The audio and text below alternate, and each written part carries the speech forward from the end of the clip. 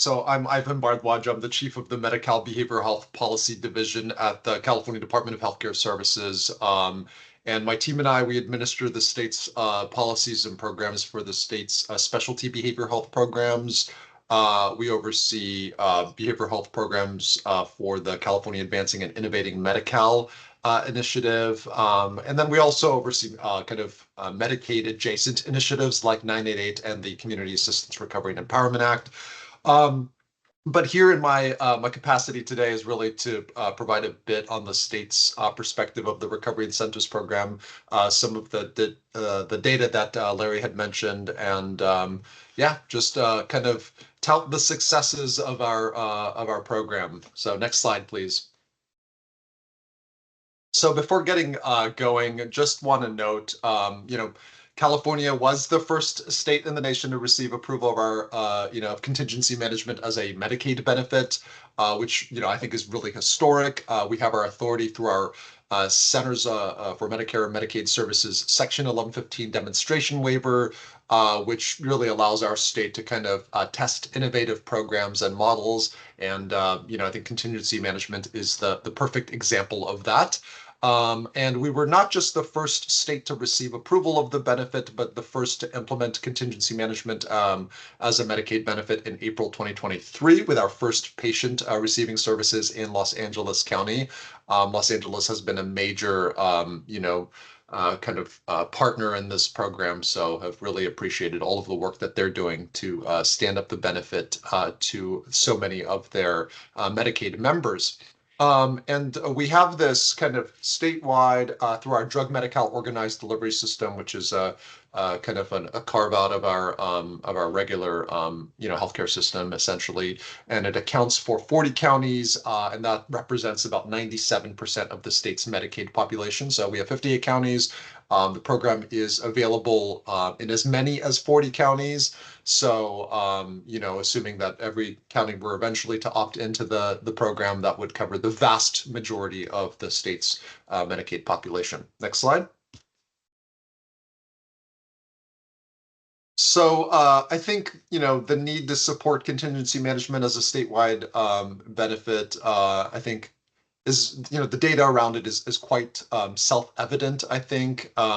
We've got some of the numbers here, but, from 2018 to 2023, we saw 166% increase in stimulant-involved deaths nationally. And in California specifically, stimulant deaths accounted for more than half and nearly 2/3 of all overdose deaths. There were some involvement with stimulants there. So, a lot of data that I think has really pushed us to go, to implement this at a statewide scale. Historically, the way that we've, administered contingency management programs with state-directed funding. The first major use of that was through our state opioid response grant programs. But given kind of the impermanent nature of grant funding, we really needed a kind of a more sustainable, consistent, and kind of expansive funding source like Medicaid dollars, where we could really scale contingency management and really dramatically increase the number of providers, sites, the numbers of patients, and just really, have a kind of a cohesive model to be able to implement statewide. And state opioid response, while I think has been great, there's a level of discretion that we have historically provided to providers that really with Medicaid dollars, we're really trying to create a kind of a strong structure to make sure that our providers are really adhering to the protocol, given that it is an evidence-based model, and adherence to that model really leads to greater success and efficacy of the program. Next slide. So this, we're doing a midpoint assessment and summative evaluation that's required for, it's required by the Centers for Medicare and Medicaid Services. And so there's going to be a lot of really data that, around the successes of the program and, what's been working, where our areas of opportunities. And there is a lot of, there's going to be a lot of objective kind of measurable data for the Recovery Incentives Program. And, that's really positive. For example, we have 95% of members testing negative for stimulants. But really wanted to highlight one question here that's, I think, important in its own way. And that question is, to our members, did the Recovery Incentives Program help you stop using stimulants? Out of 500, almost 540 members, 93% said it helped a little or a lot. 7% said it made no difference, and 0% said it had a negative impact. So I think, that just highlights, I think, the member experience and perception of the program, which really are important in their own ways. And I think very critical to kind of members' consistency in being part of the program and continuing their treatment. Next slide. So just a little bit of more data, but on the left side of this slide, we have all of the counties that have opted into the program. We've had 24 that opted into the program and 21 counties that are actively kind of participating in the program. And some of the really awesome kind of promising data, over 9,400 members receiving contingency management. More than 2,600 members have completed the 24-week program.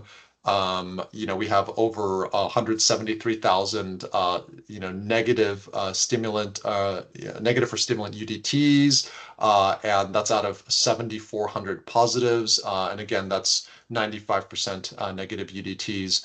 And then in terms of incentives distributed, $2.6 million that have been earned and 2.4 million that have been distributed. And I will just say that the program, like I said, launched in April 2023, and it was a little bit of a slow ramp up. And so, we've seen dramatic increases over the last, year and a half or so, just in terms of really expanding the program and really increasing those numbers kind of at an exponential rate at this point. So I think we'll continue to see really large growth of the program over the next few months. Next slide. So I think that pretty much covers, I think, my perspective, the state's perspective of the program, but really encourage folks to contact us. If you have any questions, reach my team and I at recoveryincentives@dhcs.ca.gov.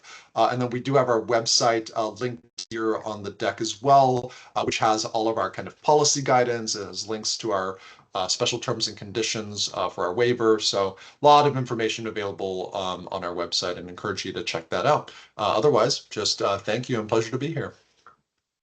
Ivan, thank you very much. This just stunning results, and thank you very much for sharing that with this audience. I have three takeaways from your presentation. The first one is that 93% of the members said yes, California's recovery incentive program helps me, and that's phenomenal.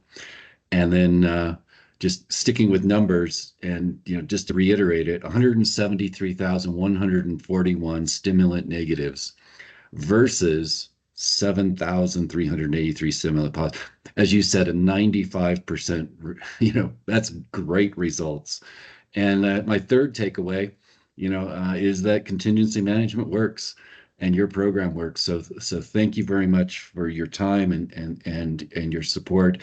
And as you said here, we will distribute to this, but there is a link to the California's program website, which is just a wealth of knowledge and great information for those of you out there that are interested in standing up your own program. Thank you, Ivan.